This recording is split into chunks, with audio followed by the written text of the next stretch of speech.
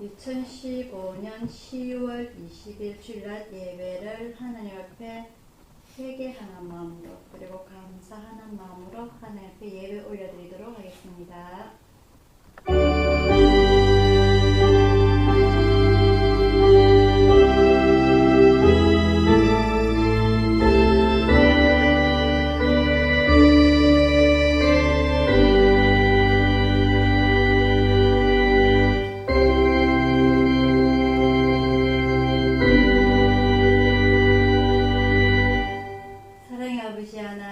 아버지 하나님의 은혜를 진심으로 감사를 드립니다.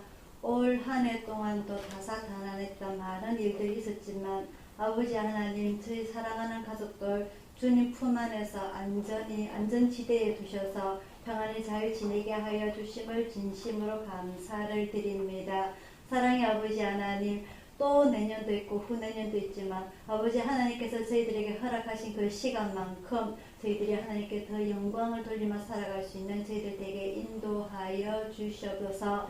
이 얼마 남지 않은 이 세상길 주님이 먼저 오실지 저희가 먼저 눈을 감게 될지는 모르겠지만 아버지 하나님, 눈 뜨이는 그 순간 아버지 하나님, 저희들이 숨쉬는 그 순간까지 아버지 하나님께 영광 돌리며 주님을 더 찬양할 수 있도록 인도하여 주시옵소서. 아버지 하나님, 저희 예수촌이 이제는 또 저희들의 거주지를 옮기려고 합니다. 아버지 하나님, 그 모든 일 동안 아버지 하나님께서 기억하시고 저희 환경에 가장 적합한 장소를 예비하셨으리라 믿사오니 그곳으로 저희들을 인도하여 주셔서 그곳에서도 주님께 영광 돌릴 수 있도록 인도하여 주시고 세상 모든 사람들에게도 저희 예수촌이 드러날 수 있도록 인도하여 주시옵소서. 오늘 이 예배 무릎 꿇고 엎드립니다. 아버지 하나님께서 온전히 인도하여 주시고 저희들 마음의 문을 열어주셔서 주님께 연락될 수 있도록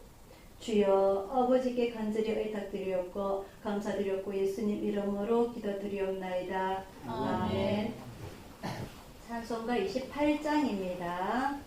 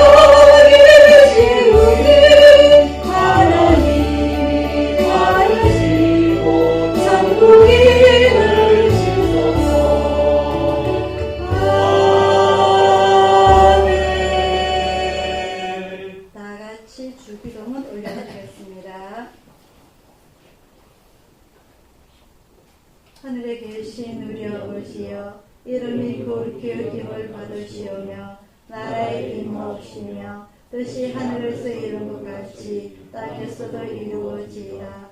오늘날 우리에게 일용할 양식을 주옵시고 우리가 우리에게 죄진 자를 사하여 준 것 같이 우리 죄를 사하여 주시고 우리를 시험에 들게 하지 마옵시고 다만 악에서 구하옵소서. 내게 나라와 권세와 영광이 아버지께 영원히 싸움나이다. 아멘. 교동문 34번입니다.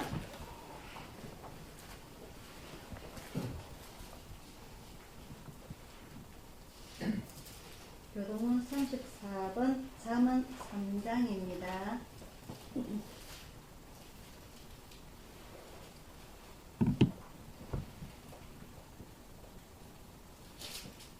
다같이 교독하시겠습니다. 지혜를 얻은 자와 명철을 얻은 자는 복이 있나니 이는 지혜를 얻는 것이 명철을 얻는 것보다 낫고 그 일이 정보보다 나옵니다. 지혜는 진주보다 귀하니 너의 사모하는 모든 것으로 이에 비교할 수 없도다. 그 우편 손에는 장수가 있고 그 좌편 손에는 고기가 있나니 그 길은 즐거운 길이요 그 첩경은 다 평강이니라. 지혜는 그 얻은 자에게 생명나무라 지혜를 가진 자는 복되도다. 여호와께서는 지혜로 땅을 세우셨으며 명철로 하늘을 굳게 펴셨고 그 지식으로 태양이 밝아지게 하셨으며 공중에서 이슬이 내리게 하셨느니라. 내 아들아 완전한 지혜와 근신을 지키고 이것들로 내 눈 앞에서 떠나지 않게 하라. 제저 여호와는 너를 의지할 자이시라.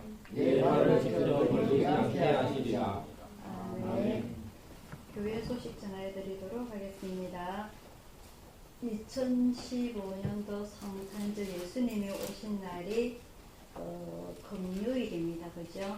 금요일날 11시에 성탄 축하 예배를 드릴 예정이고요. 여러분들의 다 같은 참석과 함께 예수님의 오심을 다 같이 축하할 수 있도록 하시길 바랍니다.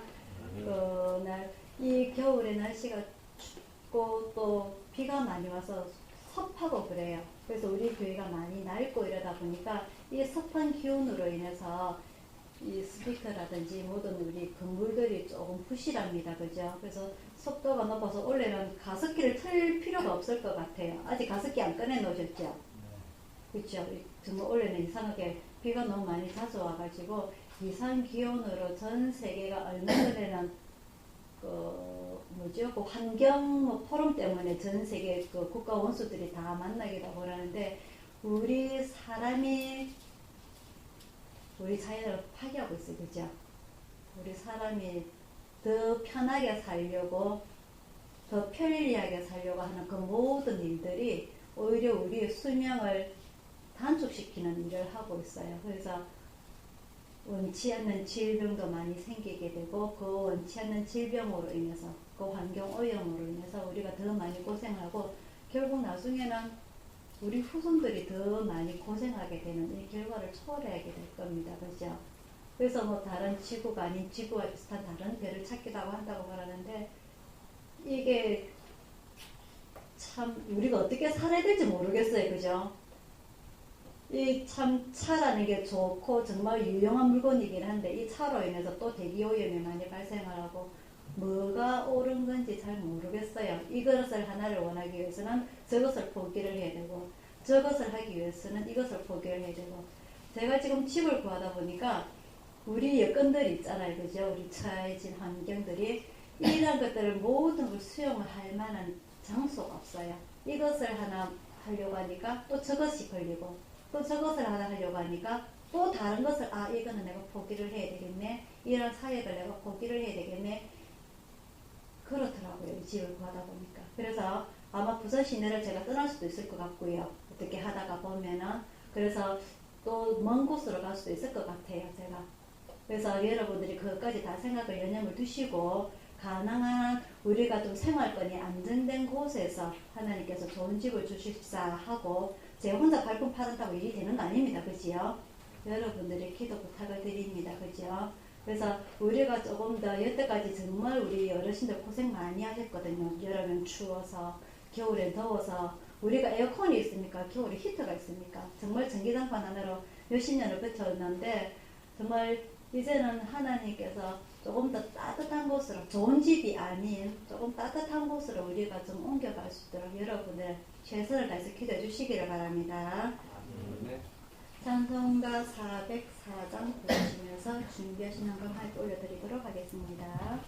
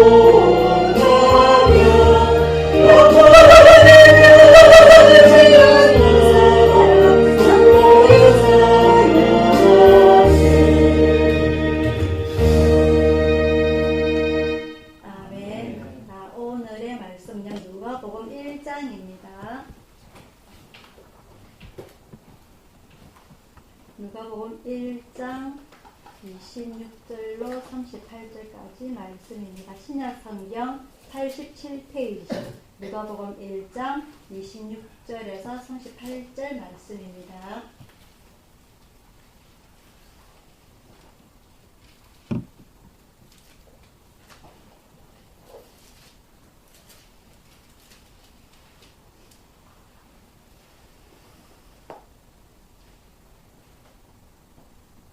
한 절씩 교독하도록 하겠습니다.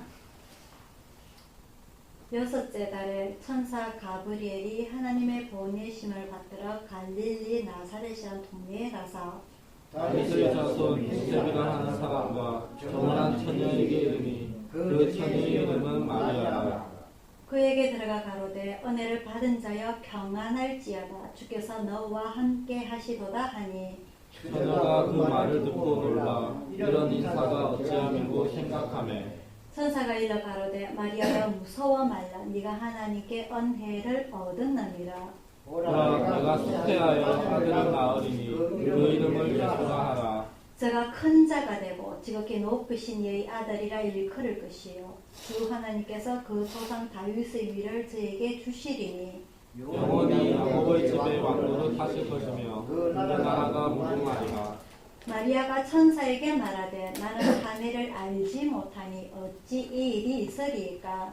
천사가 대답하여 가로되 성령이 내게 임하시고 지극히 높으신 이의 능력이 너를 덮으시리니 이름으로 나실 바 거룩한 자는 하나님의 아들이라 일컬으리라. 보라 네 친족 엘리사벳도 늙어서 아들을 배었느니라. 본래 수태하지 못한다 하더니가 이미 6달이 되었나니 그래서 하나님의 모든 말씀은 심지 못하심이 없느니라.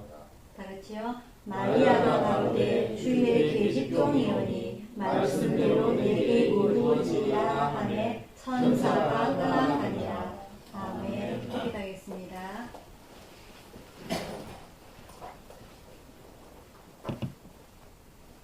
사랑의 아버지 하나님, 이 땅을 구원하기 위하여 이 세상을 사랑하사 이 백성들을 사랑하사 구원하시기 위하여 저 하늘의 높은 곳에서 이 땅 낮은 곳까지 내려오신 우리 예수님의 성탄을 축하하는 아버지 성탄절이 다가옵니다. 오늘은 이 예수님의 성탄을 예비하기 위하여 먼저 수고와 노력으로 고생한 이분들을 먼저 공부를 하고자 원합니다.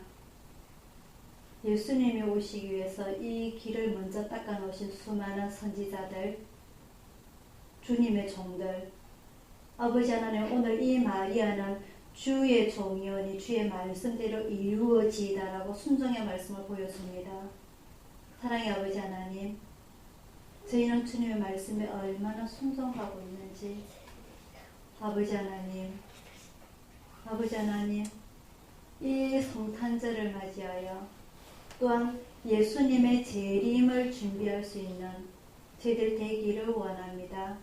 오늘 이 말씀 상고할 때에 저희들에게 하나님의 말씀의 능력을 더해 주시고 주님의 재림을 준비할 수 있는 저희의 믿음과 마음의 문을 열어주셔서 오늘 이 말씀 잘 깨닫고 정말 주님의 재림을 준비할 수 있는, 기쁨으로 준비할 수 있는, 어디든지 순종할 줄 아는 저희들 믿음이 변화될 수 있도록 인도하여 주시옵소서. 오늘 이 시간 마음의 문을 열고 우리 영혼을 온전히 열어서 주님의 말씀 다 받아들이게 하여 주시옵소서. 감사드리고 예수님 이름으로 기도드리옵나이다. 아멘.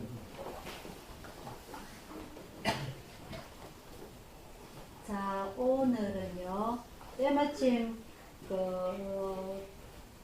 성탄절을 앞두고서 성탄절 앞서 예수님의 성탄을 준비하는 그런 사람들에 대해서 먼저 공부를 해보고자 합니다. 자, 지난주까지는 마태복음, 마가복음에 대해서 공부를 했고요. 때마침 이렇게 조금 맞아 떨어지네요. 오늘 공부할 내용들이. 오늘은 누가복음부터 들어가도록 하겠습니다. 자, 누가복음은 사복음서 중에 세 번째 책이고요. 이 누가의 직업은 뭐라고 그랬어요? 의사. 누구의 의사였죠? 바울. 자, 이 누가는 유대인이 아닙니다. 이 유대인이 아닌 헬라인인데 바울이 전도 여행을 떠나서 전도한 사람이 바로 이 누가입니다. 이 바울이 어떤 과거 전과가 어떠했는지 여러분들 혹시 아시는 분 있으세요? 바울은 기억이 안 나시죠? 작년에 공부할 때 신약에 대해서 기억 안 나시죠? 이 바울의 부모님이 유대인으로서 로마로 이주를 해서 이주해서 먹고 살 길이 막막하니까 무엇을 생각을 했냐? 그러니까 옷감 장사를 했어요. 어떤 옷감 장사였냐니까 이 사람들은 로마인들 고위 간직들이 옷을 만들어주는 장사를 선택을 했는데 하다 보니까 이 로마인들은 옷감의 색깔에 따라 가지고 고위 간직들이 계급이 분류가 되는 거였어요. 그래서 가장 고위직들이 어떠한 색깔의 옷을 입느냐 보니까 붉은색, 자줏빛이 가장 고위 간직을 의미를 하는 거였는데, 그래서 이 바울의 부모님이 이 자주색으로 염색하는 업을 하게 됐어요. 그러다 보니까 아무래도 고위 간직들이 옷감 비용만 주겠습니까? 팁을 더 대주겠어요. 돈이 있으니까, 그죠?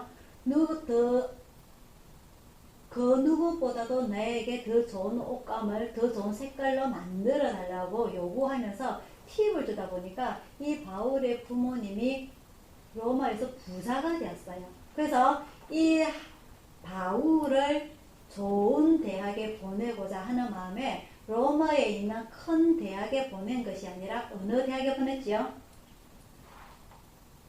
예루살렘으로 보냈죠. 그렇죠. 예루살렘으로 유학을 보냈습니다. 유대인 사람이 로마로 이주를 해서 다시 자기 아들을 하나님을 제대로 공부할 수 있는 예루살렘 대학으로 유학을 시켰어요. 무슨 말인지 알겠어요? 돈이 있으니까.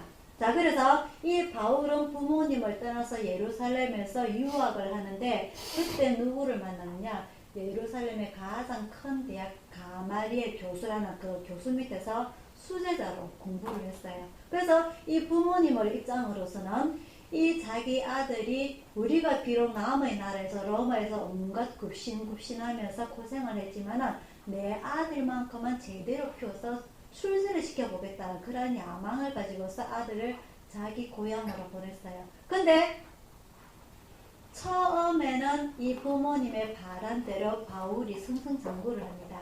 맨 처음 바울이 나타나는 장면이 어떤 거였지요? 모르시겠지요? 바울이 처음 성경에서 나타나는 장면이 사도행전인데 예수님의 12제자 말고 나중에 12제자 중에 한 명 가룟 유다가 배신을 하고 그 11명 중에서 다시 다른 한 명을 추가를 보충을 시키죠. 그죠? 바시 마띠아, 요셉 마띠아라고 하는 추가가 된 이 12제자들은 전 세계적으로 흩어지면서 전도를 하고 다닙니다. 근데 이 초대 교회에서 했던 이 제자들의 역할들이 전도와 그리고 구제와 봉사였어요. 근데 이 12제자들이 전도도 해야 되지, 구제도 해야 되지, 봉사도 해야 되지. 몸이 12개라도 모자랍니다. 그래서 이 12제자를 나중에 12사도라고 성격을 시키면서 그 밑에 계급을 하나 둡니다. 그게 뭐지요? 집사. 몇 명? 7명. 7명의 집사를 두게 됩니다. 그 집사들이, 사도들은 그 전도에 완전히 올인을 하고, 그 밑에 집사들이 교회의 살림도 살고, 구제도 하고, 봉사도 하고, 그런 역할을 이제 분업화가 조금 돼요. 교회가, 초대교회가 역할이. 자, 그래서 이 7 집사 중에 한 명인 스데반 집사라고 있어요. 이 스데반 집사가 전도를 하다가 어떻게 되죠, 마지막에? 돌에 맞아 죽습니다. 그죠? 그래서 이 스데반 집사가 돌에 맞아 죽으면서 뭐라고 기도를 합니까? 주여 저들의 죄를 용서해 주옵소서. 저들이 하는 짓을 알지 못하나이다. 그래서 이 스데반 집사가 돌에 맞아 죽을 때에 이 군인들이 스데반의 옷을 주어서 어디에 뒀더라? 그때는 사울이었어요. 사울의 발 밑에 둡니다. 맞습니까? 그게 사도행전 내용입니다. 그래서 사울이 첫 등장을 해요. 무슨 말이냐면은 이 사울은 그 당시만 하더라도 유대에서 가장 유명한 대학의 수재로 살아가면서 엘리트로서 하나하나 단계를 밟아가고 있는 가운데 하나가 이 유대교를 믿는 이 이스라엘에서 새로운 신흥 종교 예수교를 인정을 하지 않는다는 겁니다. 그래서 모든 예수 믿는 사람들을 잡아서 유대인 공회에 넘기는 일이었어요. 그때까지 사울이 그 일을 했단 말입니다. 그래서 단계적으로 승진을 해서 저 위에까지 올라가야 될 그 일에 하루도 사울이 다메섹 광야를 지나서 그 예수 믿는 사람들을 잡으러 가는 와중에 그 광야에서 누구를 만나게 됩니까? 예수님을 만나게 되죠. 그죠? 그래서 눈을 잃게 되고 그 밝은 빛으로 인해서 그 이후로부터 이 바울이 완전히 인생이 180도 바뀝니다. 그죠? 그래서 자기의 모든 그 부모님의 많은 유산도 포기를 하게 되고 그 좋은 엘리트 코스도 포기를 하게 되고 어떤 길을 가게 됩니까? 그 이후부터는 오로지 예수님을 위해서 자기의 모든 것을 포기를 하게 됩니다. 그죠? 그래서 우리가 로마서에 보면은 40의 감한 매를 하나, 감한 매를 5번이나 맞습니다. 이 유대인들은 태양을 아무리 큰 죄를 짓더라도 40대를 맞으면 죽는다고 생각을 하고 39대까지 때려요. 그래서 이 바울이 40대에 하나 감한 그 매를 5번이나 맞고 물에 빠지기도 하고 감옥에 갇히기도 하고 온갖 고난을 다 당하게 되죠. 부모님으로 봤을 때는 고통입니다. 그죠? 그런 와중에 이 누구를 만났느냐? 누가 의사를 만나게 됩니다. 아시겠죠? 자, 그러면 우리가 예를 들어서요. 12사도 중에 베드로를 한번 생각을 해보도록 하겠습니다. 베드로가 직업이 뭐였죠? 어부입니다. 그죠? 우리나라도 마찬가지지만은 이 어부, 그 다음에 농부, 그 다음에 그런 사람들은 제대로 우리가 인정을 받습니까? 우리가 전체적으로 봤을 적에. 인정 못 받죠, 그죠? 그죠? 어부의 섬에 사는 청년들은 군대도 안 갑니다. 안 받아줍니다. 그거 아세요? 안 받아줘요. 왜? 모르다 보니까 북한에서 그 선전 뭐 이런 가잖아요. 그러면 홀라당 넘어가고 북한으로 넘어가기 때문에 아예 섬에서 자라난 청년들은 군대도 안 받아줍니다. 그 정도로 인정을 받지 못한 베드로가 이 누가 의사한테 예수 믿어서 전도했다고 할 때고 가정을 할 때에 이 누가 의사가 믿겠어요, 안 믿겠어요? 어디 주 밑에 있는 게 감히 나를 찾아와서 전도를 한다고 그래 생각 안 하겠어요? 근데 이 바울이 유대에서 유명한 대를 나오고 그리고 나중에 다시 바울에 대해서 자세히 설명할 때 다시 한번 말씀을 드리겠지만은 이 바울은 자기 아버지의 를 따라가지고 유대인 출신이지만 로마의 시민권을 가지고 있는 사람입니다. 그죠? 그래서 나름대로 로마에서도 무시를 당하지 않는 그런 사람이란 말입니다. 우리나라에서 아메리칸 드림이라고 미국에 돈을 벌러 갔을 때에 제일 먼저 하고자 하는 게 뭔지 여러분들 아시죠? 영주권을 먼저 따는 거 아닙니까? 그죠? 그 나라에서 제대로 인정을 받고 싶다는 거죠. 마찬가지로 이 로마의 시민권을 가진 이 바울에게는 나중에 볼 때 그 로마서나 사도행전 읽어볼 때 재판도 마음대로 할 수 없는, 그죠? 기억나죠? 성경에서 읽었을 때에 그런 모든 특권을 가지고 있었어요. 그래서 이 누가 의사를 만났을 때에 이 바울은 자기가 가지고 있는 모든 것을 가지고 이 예수님을 전도를 조리 있게 전도를 한단 말입니다. 그래서 이 누가가 바울을 통해서 전도를 받고 나중에는 바울의 주치의가 되어서 세계 그 전도 여행을 다닐 때 따라다닙니다. 자, 근데요, 오늘 이 누가가 우리 성경책 그 신약의 27권 중에 2권을 기록하게 됩니다. 어느 것과 어느 거지요? 누가복음과 사도행전입니다. 근데 우리가 앞전 마태, 마가를 봤을 적에는 유대인을 대상으로 그 편지를 썼다고 우리가 배웠습니다. 그죠? 이 복음서가 기록이 되었다고 유대인들에게, 그리고 로마에 흩어져 있는 유대인들에게 예수님은 이런 분이다라고 뭐라 그럴까? 대중, 한 명이 아닌 대중을 가지고서 쓴 내용인 반면에 이 누가복음이나 사도행전 같은 경우에는 한 명에게 쓴 편지입니다. 누구지요? 데오빌로 가카라고 되어 있어요. 이 데오빌로 가카라는 그 로마인입니다. 로마인. 이 유대인이 아니기 때문에 그것도 가능한 거지요. 근데 오늘 우리가 1장 1절부터 보도록 하겠습니다. 누가복음 1장 1절에 우리 중에 이루어진 사실에 대하여, 이 말이 많은 의미를 담고 있습니다. 즉 예수님의 십자가 죽음과 부활과 성천, 이 많은 이루어진 일에 대해서 처음부터 말씀이 목격제되고 일꾼된 자들의 전하여 준 그대로 내력을 저술하려고 붓을 든 사람이 많은지라. 많은 사람들이 예수님의 그 십자가 죽음 그리고 3년 동안 공생에 많은 책을 기록했던 사람들이 상당히 많았다는 거죠. 그런 와중에도 이 신약의 27권만이 성경으로 채택이 됐다는 거, 이거는 어마어마한 겁니다. 그죠?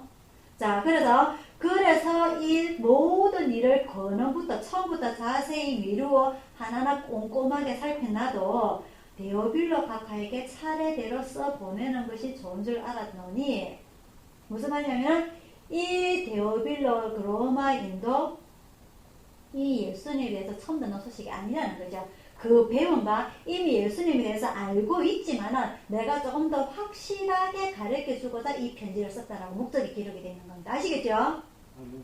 이미 이 당시만 하더라도 이 누가복음의 기록이 한 그 주후 62년경으로 추정을 하고 있는데요. 이 당시에 이미 예수님께서 십자가에 들어가신 지가 주후 30년입니다. 그죠?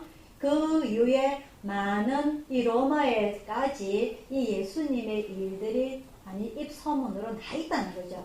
자, 이때에 누가는 그 마태 같은 경우에는 예수님의 왕적인 존재, 그 아브라함과 다윗의 자손 예수 그리스도의 세계라 해서 예수님의 왕적인 존재부터 기록이 됐는데, 오늘 이 누가는 의사로서 자기의 꼼꼼한 성격이 자세히 들어와 있는 게 세례 요한의 출생부터 이야기가 되어 있습니다. 그래서 이 세례 요한의 부모님이 누구인지, 아버지가 어떤 사람인지, 엄마가 어떤 사람인지 족보까지 기록이 되어 있어요. 상당히 이 누가가 꼼꼼한 사람이죠, 그죠?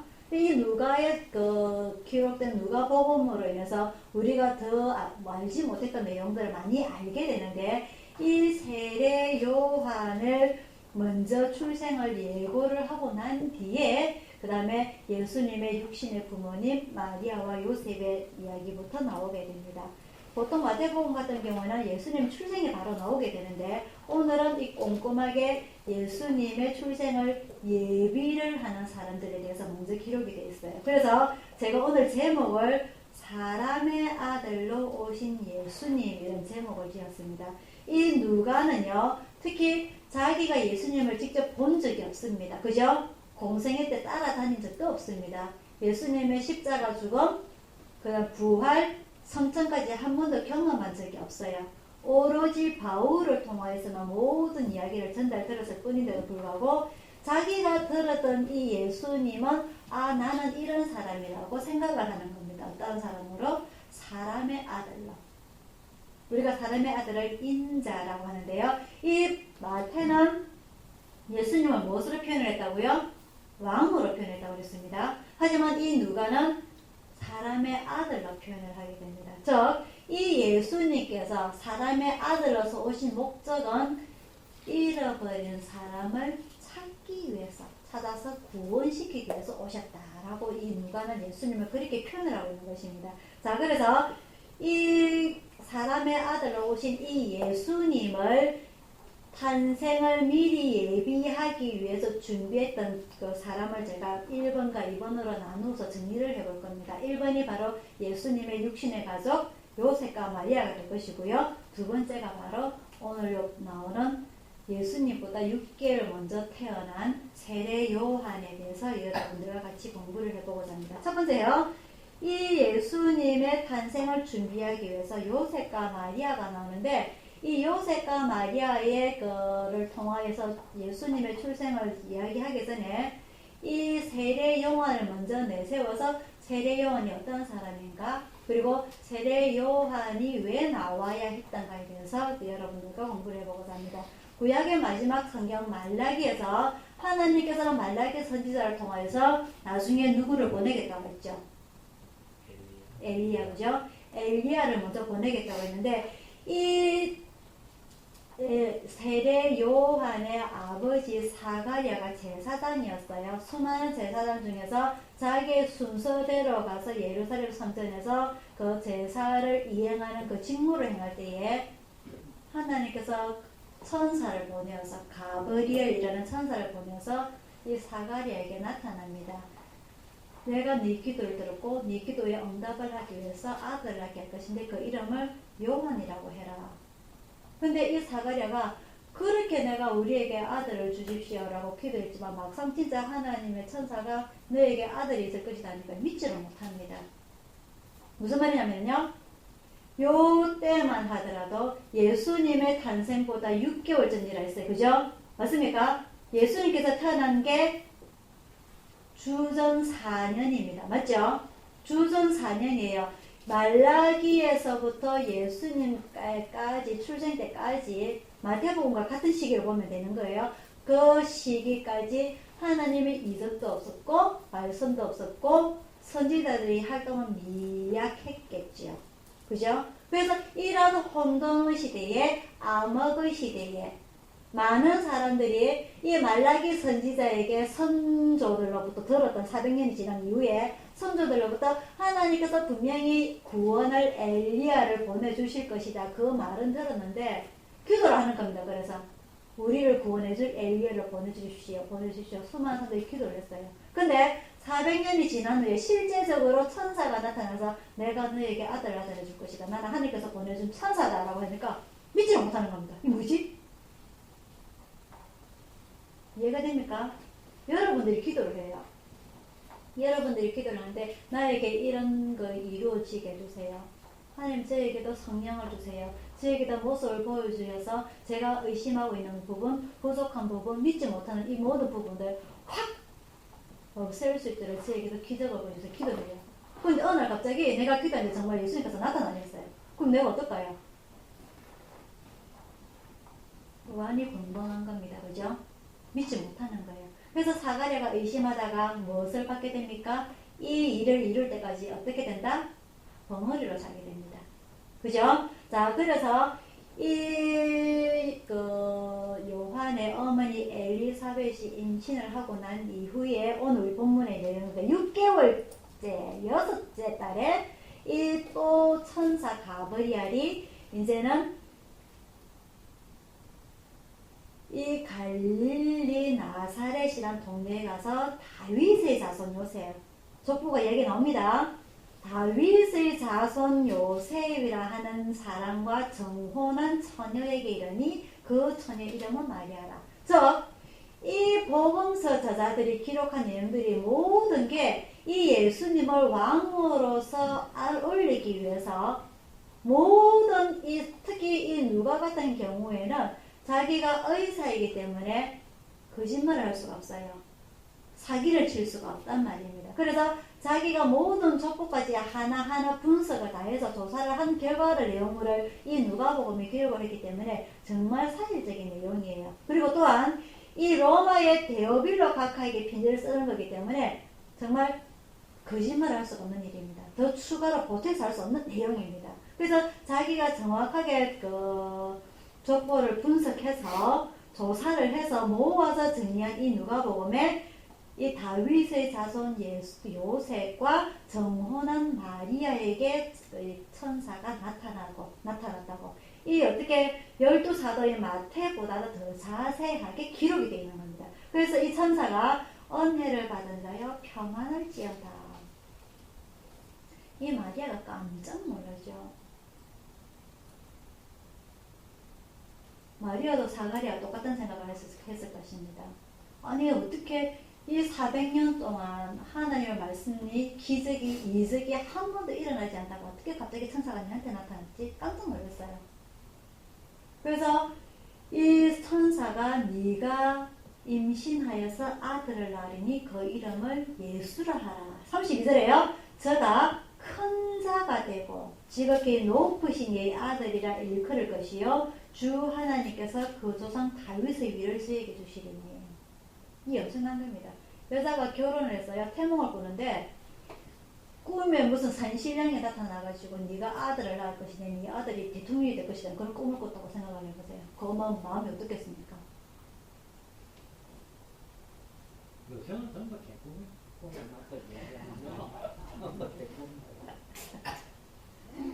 그 엄마는 그 아들을 대통령을 만들기 위해서 온갖 노력을 다할 것입니다. 그죠? 그게 물론 개꿈이라 할지라도 그 아들이 대통령이 된다, 안 된다 할지라도 그 엄마는 그 아들의 대통령이 되기 위해서 온갖 노력을 다할 겁니다. 어떻게 보면은 그 아들의 과한 열정으로 해서 인생을 잘못 살 수도 있어요. 무슨 말인지 아시겠죠? 그죠? 근데 이 마리아가 네 아들이 지극히 높으신 자의 아들이고 그 조상 다윗의 위가 뭡니까? 왕 아닙니까? 그죠? 왕을 네 아들에게 주겠다. 네가 그런 아들을 낳게 될 것이다. 라고 예언을 하게 되는 겁니다. 그런데 이 마리아가 그 아들, 우리 보통 여자들 같은 경우에는요, 어이구 좋지요, 내 아들이 대통령 된다 하는데 내 아들이 대통령 되면 내가 팔자가 끼는 건데 받겠습니다 라고 대답을 하겠지요. 근데 마리아가 뭐라고 다 대답을 하냐면요, 내가 남자를 알지 못하는데 어떻게 내가 임신을 할 수가 있겠습니까?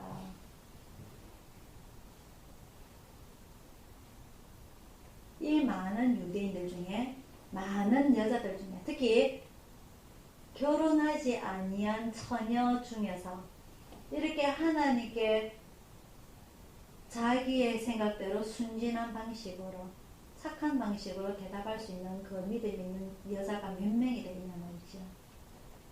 하나님께서는 이 예수님의 탄생의 때를 맞추기 위해서 말라기한테 내가 400년 후에 예수님을 보내겠다, 500년 후에 내가 보내겠다고 딱 기한을 정해놓지 않으셨어요. 때가 이르면 내가 엘리야 선지자를 보내겠다고 하셨어요. 그래서 이 사람들이 언제인지도 모르고 엘리야를 보내셔서 우리나라를 구원하여 주시오라고 기도를 하고 있는 겁니다.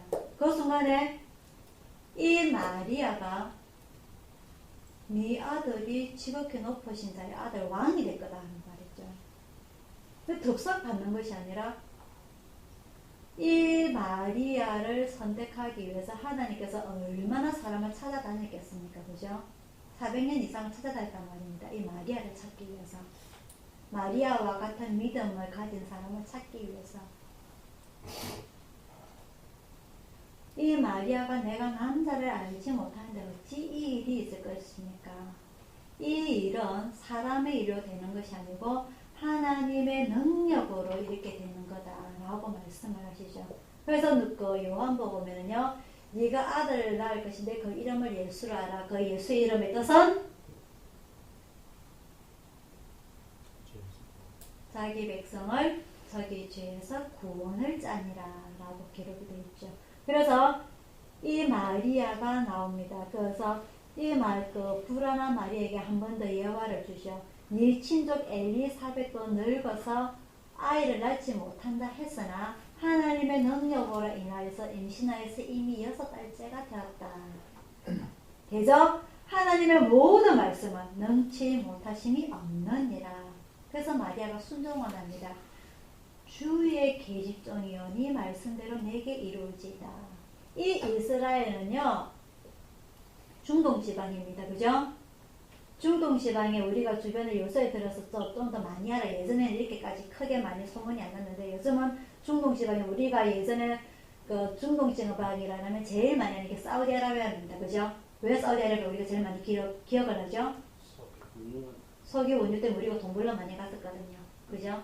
간호사들은 독일에 간호사라 파병을 가고 그 다음에 사우디아라비아 그 석유 때문에 우리가 돈을 많이 벌려갔기 때문에 중동이라는 문에 사우디아라비아밖에 몰라요. 근데 지금은 더 많이 합니다. 누구 알죠? 어느 나라 알죠? 시리아, 요르단, 이라크, 이란, 터키. 왜 그럽니까? 뭐 때문에 하는 겁니까? IS 때문에 알죠. 그죠? IS. 이 IS 때문에 우리가 그 중동 지방에 더 많은 나라들을 알아요. 그래서 이 중동 지방의 그 풍습이 뭐냐면은 남자가 모든 걸 다 주장하는 뭐죠? 그 중동 그 지역이에요. 여자들은요 오로지 남자 한마디가 법입니다. 가정에서 있어서도 밖에 있어서도. 이 여자는 그 바깥에서 아예 생활을 못하고 바깥에 나올 때는 뭘 어떻게 합니까? 온몸을 뒤집어 쓰고 눈만 내만 그죠? 그죠? 그걸 쓰고 다닐 정도로 이 여자들은 집에서 아무런 힘이 없어요. 그래서 그 중동 여자들, 우리나라 여자들 억수로 부러워할 것 같아. 우리는 여자들이 요새 큰소리 더 외칩니다. 그죠? 여자가 대통령인데. 요즘 어제 그 신문 보셨어요? 그런 그 사우디아라비아의 여자가 큰일을 냈습니다. 누가 나타났어요? 여자가 국회의원이 되는 거예요. 나타난 거예요. 감히 여자가. 세상이 많이 바뀌었습니다. 그죠? 할 수 없는 건데. 그죠? 자, 그 정도로 여자의 힘이 없는 나라가 이 이스라엘일 때 중동 지역에 속했기 때문에 이 이스라엘에서 자기 남편을 두고 바람 피웠다. 사형감입니다. 이스라엘의 사형은 어떤 거냐? 돌에 맞아 죽는 겁니다. 스데반이 아까 그랬듯이 돌에 맞아 죽어요. 가늠한 여인이 이 잡혔을 때 유대인들이 어떻게 생각해? 전부 돌을 들고 죽이려고. 기억납니까? 그때 예수님께서 뭐라고 말씀하세요? 죄 없는 자가 먼저 돌로 치라. 아시겠죠? 그죠? 근데 이 마리아가 이 정혼했다는 것은 약혼입니다. 그죠? 내가 저 남자랑 결혼을 할 것입니다. 제가 이스라엘의 결혼 풍습에 대해서 다시 한번 말씀을 드립니다. 우리나라처럼 약혼하고 일정 기간이 지나서 결혼하는 그런 게 아니고 약혼을 하고 나서부터 남자가 자기가 살 집을 지어요. 자기가 살 집이 다 짓고 나면은 그날이 결혼식 날입니다. 다 짓는 게 누가 결정을 하냐면 신랑 아버지가 결정을 해요. 아, 이 정도쯤 되면 다 됐다. 그래서 결정을 나서 결혼을 하게 되는데 마태복음에 열처녀 비유 나오지요. 열처녀 비유 나오지요. 그죠? 그 처녀가 결혼식을 낮에 합니까? 밤에 합니까? 밤에 하지요. 밤에 하는데 이 처녀가 신랑을 기다리는데 들러리들이 있어요. 그죠? 그 들러리 중에 10처녀가 나오는 겁니다. 들러리 10명이. 그래서 이 5명은 불과 기름을 준비를 하고 나머지 5명은 불은 있는데 여유분 기름을 준비를 하지 않지요.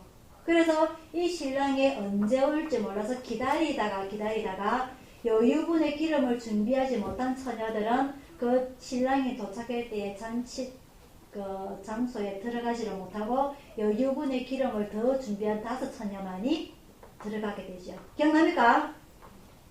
이런 처음도 씁니다. 집에서 성경책 왜 해요? 그 자가지고만 다니시고 이 덜러리가 필요한데요. 결혼식을 하기 위해서. 그래서 그 정도로 한 1년 정도 보통 걸린다고 그래요. 신랑이 자기 집을 살 집을 부모의 집을 분가를 해서 자기가 살 집을 만드는데 1년 정도 걸리는데 그 1년 동안에 여자는 조신하게 기다려야 된단 말입니다. 신랑이 올 때까지. 무슨 말인지 알겠어요? 근데 그 와중에 1년 동안 지내면서 다른 눈맞은 남자가 생겼다든지 다른 남자랑 손잡고 데이트를 한다든지 이래 되면 어떻게 되느냐? 가늠한 여자로 취급을 당합니다. 그러면 어떻게 된다고? 돌에 맞아 죽는 거예요. 근데 이 마리아가 그런 여자가 아님에도 불구하고 성령으로 인해서 이미 임신이 되었습니다. 그죠? 그래서 이 처음부터 마리아와 요셉에게 성령이 꽝 하고 나타나서 둘 다 이게 설명을 했으면 좋았을 것인데 마리아에게만 먼저 나타나서 성령으로 임신이 되었어요. 뒤늦게 요셉이 그 소문을 듣게 됩니다. 그래서 이 요셉의 인격도 우리가 생각해 보는 게 이 마리아가 그렇다면 아니 여자가 어떻게 행동을 처신을 어떻게 하고 다녔길래 저런 소문이 나게 만드노 해서 당장에 돌에 맞아 죽도록 소문을 더 냈을 거예요. 끝장을 봤을 거예요. 근데 이 요셉이 아무리 우리나라는 자유주의 있는 시대라 하더라도 이 예루살렘에서 정언을 했다고 해서 그 사람, 그 남자, 그 여자에 대해서 속속들이 알지는 못해요. 연애를 제대로 할 수 없기 때문에. 오로지 남자가 그 여자 집에 가서 만날 수만 있는 거지 여자가 집 밖에 제대로 나오지 못하는 상황이기 때문에 그 마리아에 대해서 잘 모릅니다. 요셉이. 그럼에도 불구하고 이 요셉은 어떤 사실을 했느냐? 몰래 약혼을 취소하고자 하죠. 파혼하기를 원하죠. 왜 그 마리아가 아무리 그렇다 할지라도 자기에게서 마음이 떠나서 바람을 피워서 임신을 했다 할지라도 그 여자가 죽기를 원하지 않는 기본적인 인간의 마음을 배려하는 게 있었기 때문에 그래서 파혼하고자 생각할 그때에 가브리엘이 다시 요셉에게 나타납니다. 마리아가 임신된 것은 하나님의 성령으로 인해서 임신된 거다라고 자세히 설명을 해주게 되죠.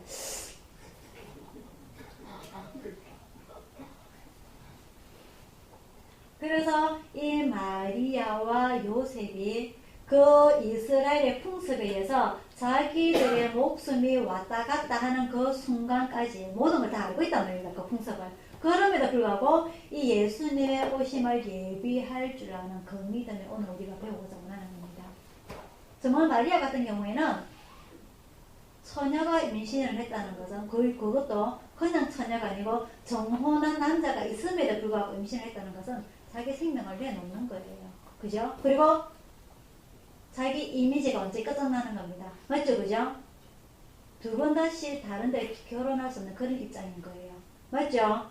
그런 이미지를 모든 걸 포기하고 우리 본문의 마지막 절에 읽은 것처럼 마리아가 가로되 주의 계집종이니 말씀대로 내게 이루어지이다. 이러한 믿음의 응답이 우리에게 필요합니다. 제가 오늘 이 말씀을 공부를 하면서요. 제가 지금 그 집을 보러 다니는데 정말 이 주변에 우리가 움직일 수 있는 집이 없어요. 주택가가. 주택이 있는데 우리가 여기 가장 장점이 마당이 넓다는 거거든요. 주차할 공간이 많다는 건데 주차할 공간이 없어요. 담벼락에 다 돼요. 우리 식구들 아시겠지만 매일 요 주변에 담벼락에 주차 때문에 싸웁니다. 여기 그 집 모든 사람들이 색방을 살고 있는 사람들이 많은데 집 한 대에 차가 서너 대가 돼요. 주차할 공간은 한 대밖에 안 되는데. 그래서 매 우리도 마찬가지로 주차 때문에 앞으로 곤욕을 당하게 될 건데 주차 공간을 제가 가장 많이 유념을 둬서 집을 돌아다니는데 주차할 공간이 없다 보니까 집이 없는 겁니다. 그리고 집이 또 많이 낡았고 그래서 이곳저곳을 다 살피다가 안 되면 우리가 더 멀리 움직일 수 있다는 거예요. 그죠? 일단 가장 중요한 게 우리 차는 매일 움직입니다. 그죠? 여러분들 다 아시다시피 우리 차는 매일 움직이게 되고 또 우리 집에 차를 갖고 오시는 분들이 많아요. 요즘 그 집 차 없는 분들이 없기 때문에 이 주차 공간을 확보하려다 보니까 조금 우리가 외곽적으로 빠질 수 있을 것 같고 좀 제가 그런 생각입니다.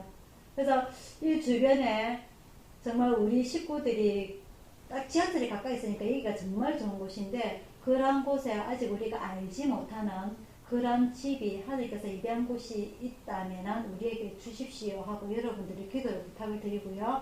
하지만 그게 안 돼서 멀리 떠나야 된다 할지라도 오늘 이 마리아처럼 어디든지 하나님의 일을 할 수 있을 곳이라면, 어디든지 우리 식구들을 봉사할 수 있는, 거주할 수 있는 곳이라면, 어디든지 하나님 앞에서 예배를 드릴 수 있고 이 사역을 할 수 있는 곳이라면 저는 가겠습니다. 저는 그런 기도를 하고 있습니다.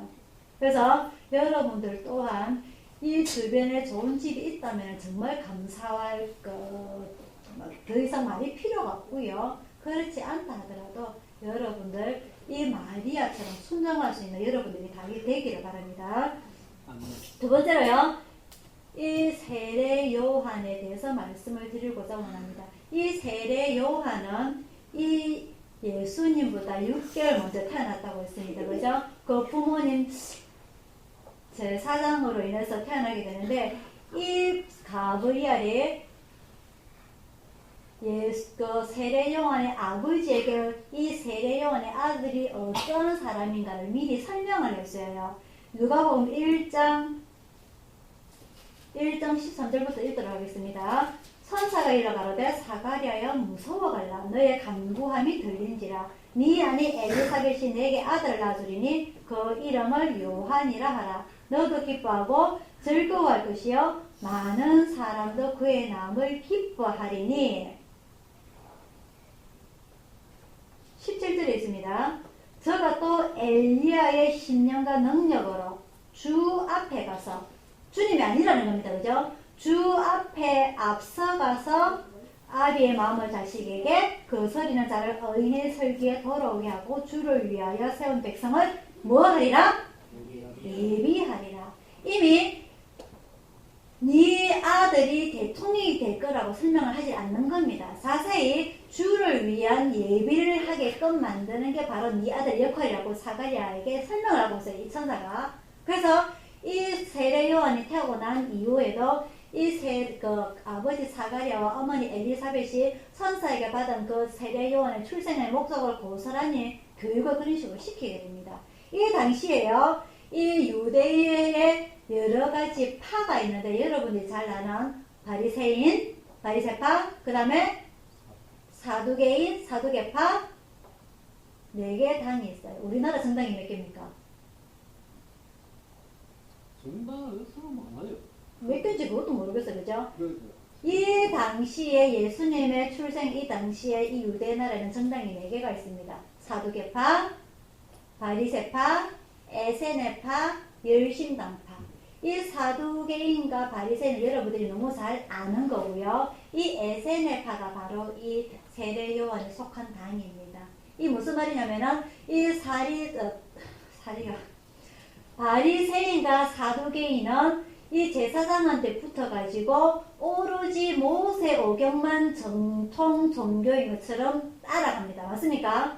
그래서 기독교를 믿지 아니하고 오로지 하나님의 유일 사상을 전파하는 게 바로 이 사두개인과 바리새인이고, 그 율법을 고스란히 법대로 말 그대로 지키는 게 바로 이 두 지파고요. 이 에세네파는 너가 그렇게 지켜봤자 아니라는 거죠. 뒤로는 온갖 죄를 다 저지르면서 앞에서만 거룩하게 기도하고 하면 뭐하느냐. 차라리 우리는 이 혼돈의 세상을 떠나서 우리끼리 떠나서 광야에서 하나님께만 오로지 열심히 기도하고 청렴 결백하며 살아가겠다 해서 살아가는 팀이 바로 이 에세네파입니다. 세례 요한이 속한. 그래서 나중에 세례 요한이 어른으로 성장을 해서 나타날 때, 짜장 낳고 나타날 때 어떤 모습으로 나타납니까? 광야에서 약대추 옷을 입고 메뚜기와 석청을 먹고 사는 사람으로 나타나게 됩니다. 특히 이 사람들의 주 목적이 우리는 오로지 그 중세시대의 수도원처럼 청렴 결백하게 오로지 하나님만 신앙만 하고 살겠다. 그 주의입니다. 아시겠죠? 조금 차이가 납니다. 바리새파와 그 사두개파와. 그래서 이 소속의 출신으로 태어난 세례 요한이 그 부모님이 어떻게 교육을 시켰겠어요? 니는 오로지 청빈하게, 청렴하게, 결백하게 오로지 하나님의 유일 사상을 고스란히 가르쳤단 말입니다. 거기에 더불어서 네 역할은 네가 대통령이 왕이 되는 것이 아니라 왕이 될 수 있도록 그 길을 예비하는 사람이다. 아시겠죠? 그 부모의 교육 방식이 특히 이 에세네파가 중요한 역할을 했는 게 이 사람들이 광야에서 동굴 속에서 살았어요.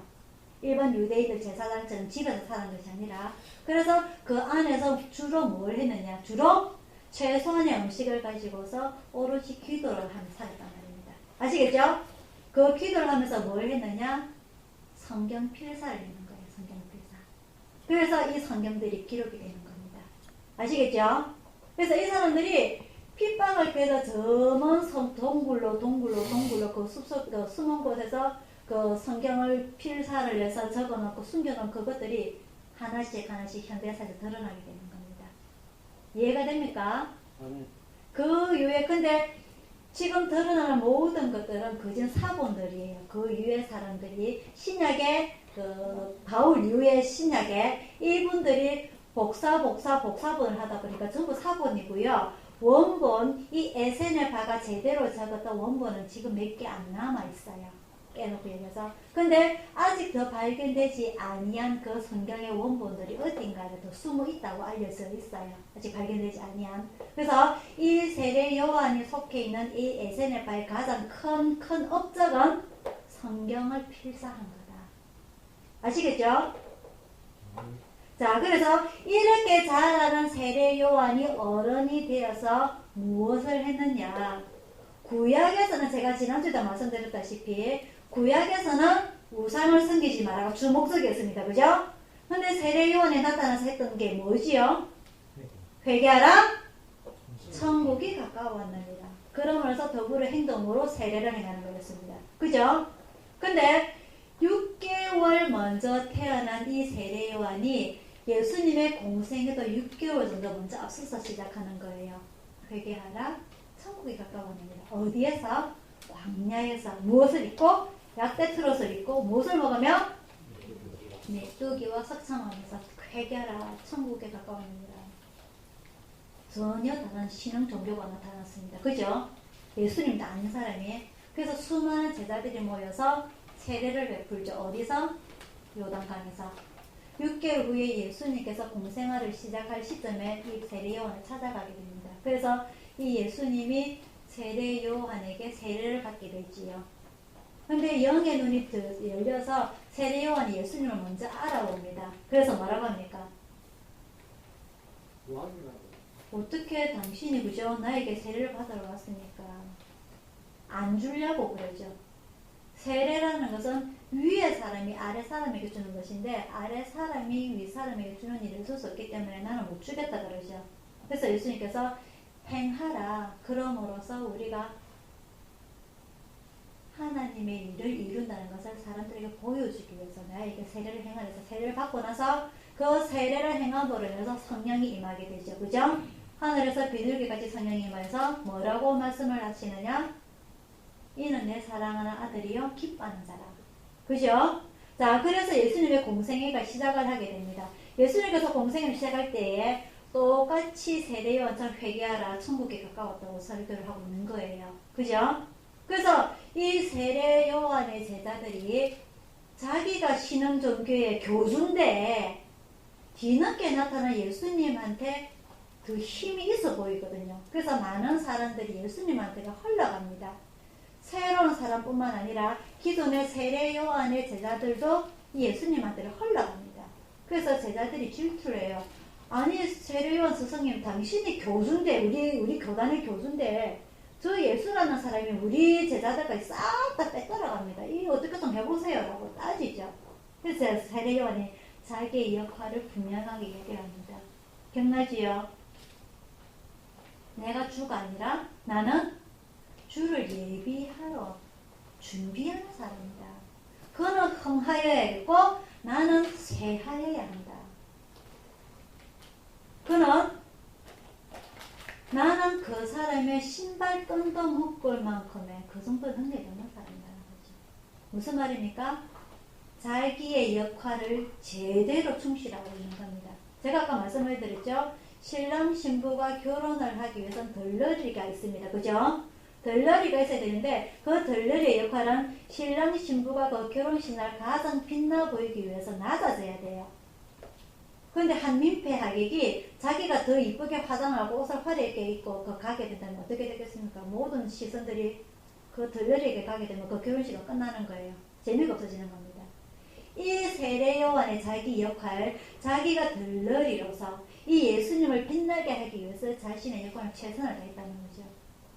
이 예수님의 부모님인 마리아라든지 요셉이라든지 예수님의 출생을 위해서, 예수님의 공생애를 위해서 자기의 모든 것을 아낌없이 희생을 하고 예수님이 오로지 자기의 역할을 다할 수 있도록 뒤에서 덜러리로서 보좌했던 것을 볼 수가 있습니다. 오늘 이 예수님의 탄생을 준비하는 이 대강절 마지막 주를 맞이하면서요, 이 예수님의 탄생을 준비하는 마리아와 요셉과 세례 요한의 역할을 보면서 오늘 저도 여러분들에게 덜러리로서의 준비를 여러분들에게 부탁을 드리고자 합니다. 길게 보면요, 예수님의 재림에 대한 덜러리가 될 수가 있고요, 짧게 보자면 우리가 이사를 하기 위한 이사의 덜러리로서 여러분들에게 임무를 맡기고자 원합니다. 무슨 뜻인지 아시겠죠?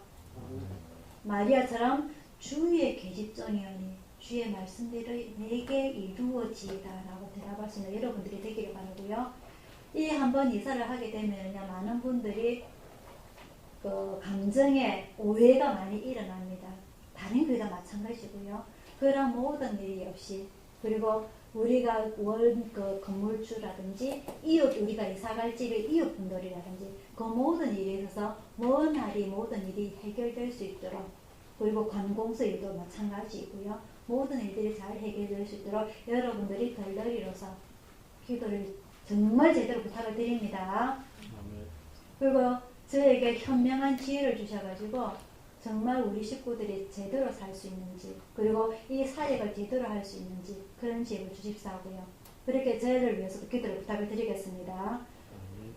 금요일은 성탄 축하 예배로 드릴 계획입니다. 예정입니다. 여러분들 다 11시 예배를 주일처럼 똑같이 드릴 거니까 일찍 오셔서 이 예배를 준비하시길 바라고요. 예수님의 축하 탄생을 위해서 여러분들 집에서 기도하시고 준비하셔서 오시기를 바랍니다.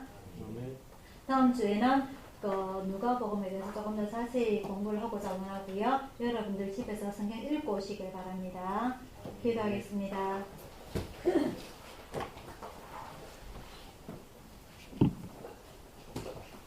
사랑의 아버지 하나님, 오늘 예수님의 탄생을 위하여서 덜러리로서 온전히 자기 역할에 충실했던 마리아와 요셉과 세례 요한에 대해서 배웠습니다.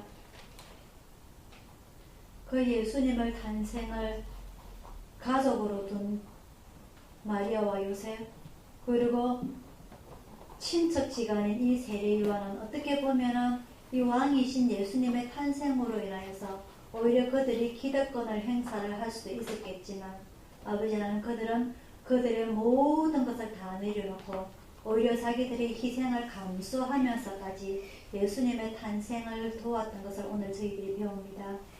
사랑의 아버지 하나님, 예수님의 재림을 다시금 기다리는 저희들에게 아버지 하나님, 덜러리로서 우리들에게 맡겨진 책임과 임무 잘 감당할 수 있도록 함께하여 주시옵소서. 우리의 조건에 맞는 걸 찾기보다는 주님의 말씀대로 이루어지다라고 순종할 수 있는 저희들의 믿음이 될 수 있도록 인도하여 주시옵소서. 돌아가는 발걸음도 지켜주시고 일주일 동안도 온전히 주님의 날개 품 안에서 저희들 마귀 사탄 끼어들지 못하도록 인간적인 생각보다는 하나님의 생각을 더 많이 할 수 있는 저희들 될 수 있도록 지켜주시옵소서. 건강도 지켜주시고 영혼도 지켜주시옵소서. 감사드리고 예수님 이름으로 기도드리옵나이다. 아멘. 찬송가 112장입니다.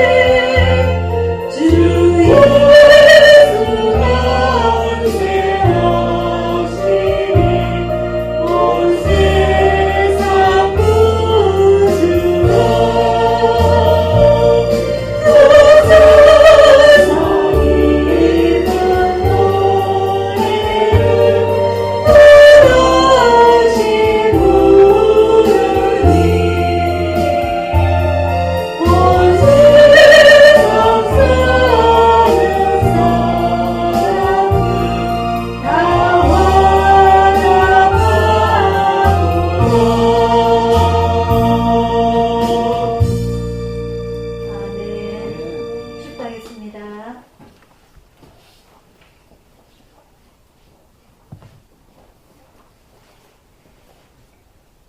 지금은 우리를 구원하신 주 예수 그리스도의 은혜와 성령님의 감화 감동하심과 평화와 축복이 오늘 예배를 참석한 모든 성도들과 전국에서 있은 구세대를 후원하는 모든 기관과 개인과 오늘 주님의 재림을 예비하며 들러리로서 제 역할을 충실히 감당하고자 원하는 우리 예수 구조대 가족 모두에게 충만히 있을지어다. 아멘.